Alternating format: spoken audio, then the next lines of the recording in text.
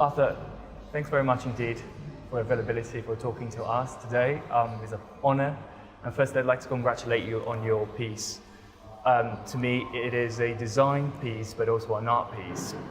And for winning the contest to represent Latvia, your home country, at London Design Biennale 2018. So congratulations to that. Thank you very much, really, appreciate, and not only you, but the organizers and everyone who stood behind the work. So how does it feel to be representing your country in London at the Biennale?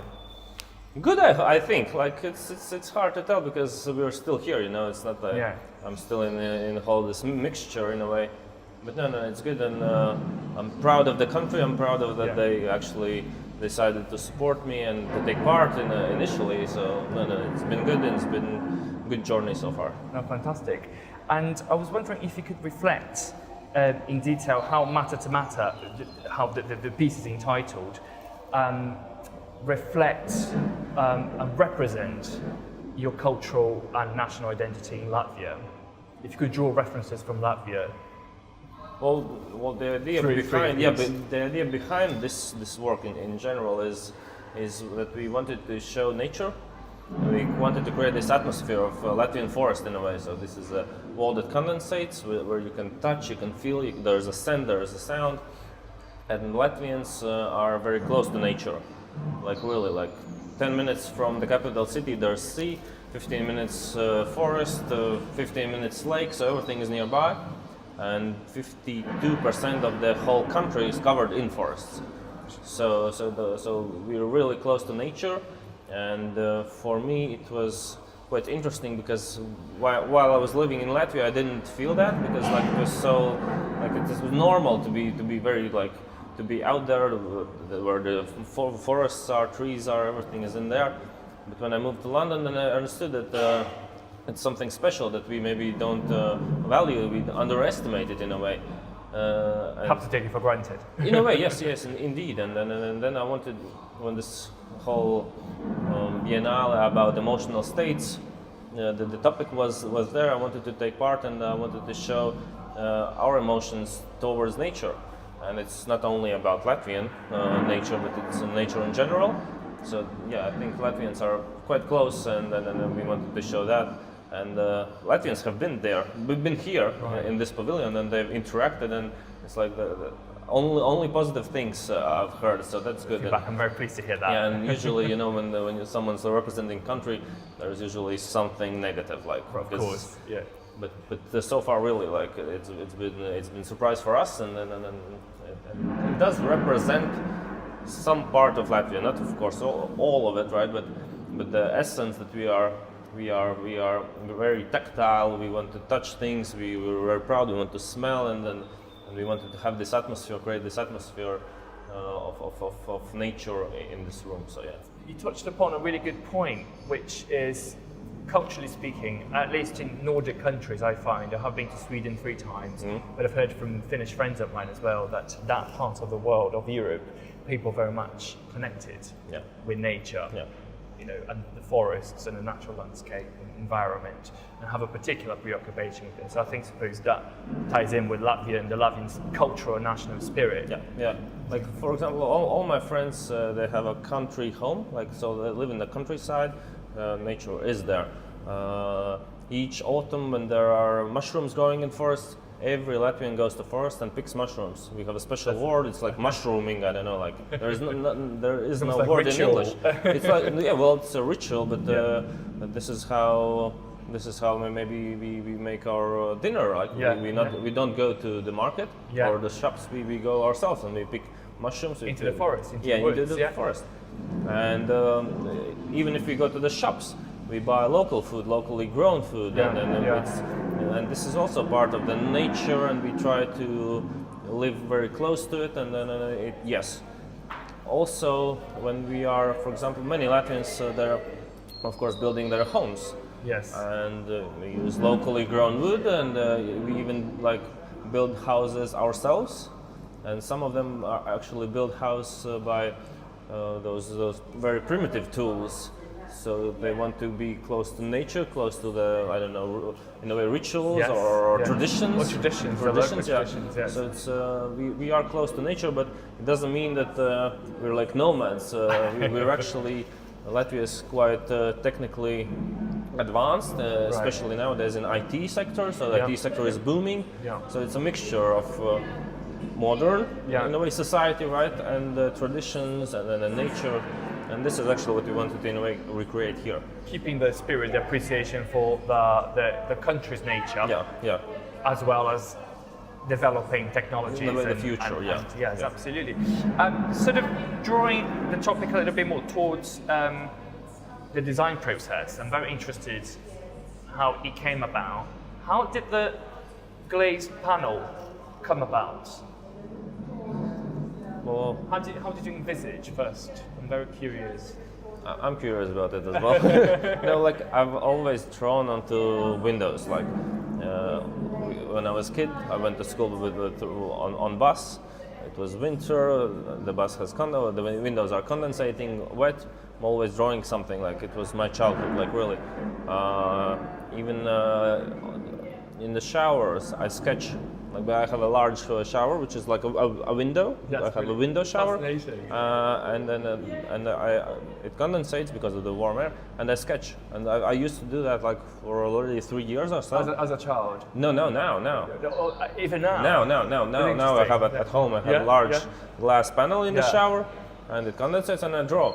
It never, for 3 years or so, like it never occurred to me that I can actually recreate into an artwork. Right. So I've been doing it for 3 years, and it's like never hit this idea. Incredible. And one day, my brother visited me in London. I live in London, and the windows are very bad quality at my home. And he's a young chef, like his younger brother, young chef. He wakes up super early. I'm a, let's say, artist. I love to sleep. I work late. I love to sleep. And so he visited me. He wakes up early and he does breakfast or whatever. I don't know. And when I'm awake, the windows are transparent. Yeah, it's midday. Yes. So, yes. And then he left my place. He went back home to Latvia. And one morning I had to wake up early, like after 2 weeks when he left. So I woke up around 5, made breakfast. I was eating at the table and looking out of the window, and this condensation started to appear. Right. And so it's like quite mesmerizing. You look out the window, it's transparent, and it starts to appear, and suddenly, like really, a smiley face appears.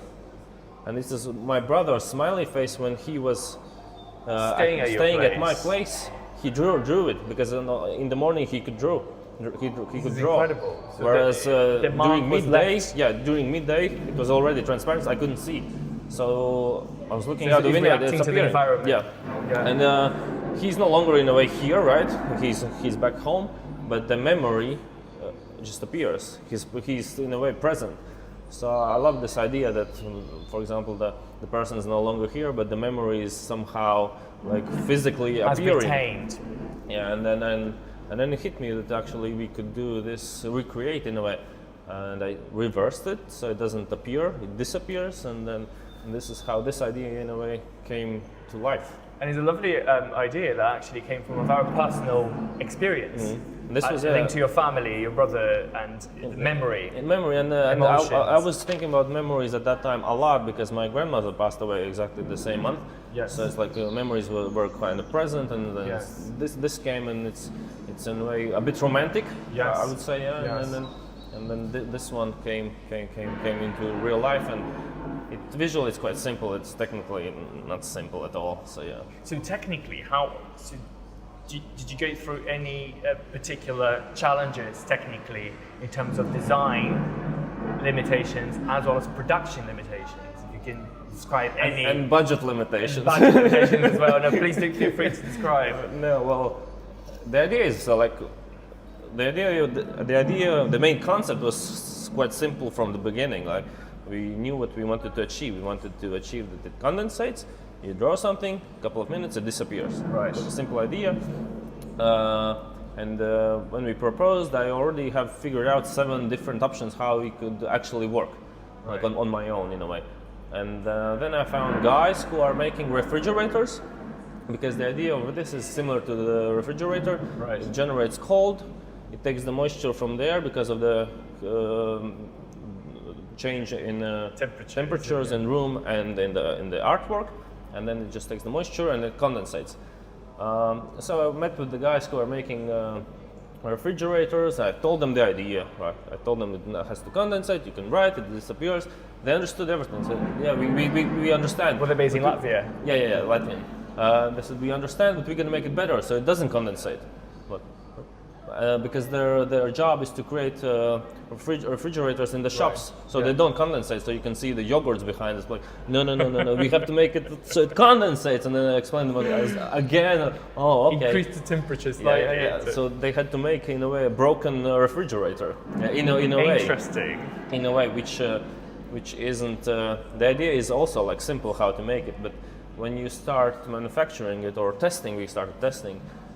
It wasn't simple at all because it has to condensate evenly. It has to condensate in like various temperatures because we can't guarantee that this room is going to be certain temperature. Absolutely, yes. And we spent a year and a half, like really every day spending on this project and testing out, changing, and there are many difficulties because initially we made a small prototype, 1 to 1 meter, which in a way worked. Well, it was a prototype.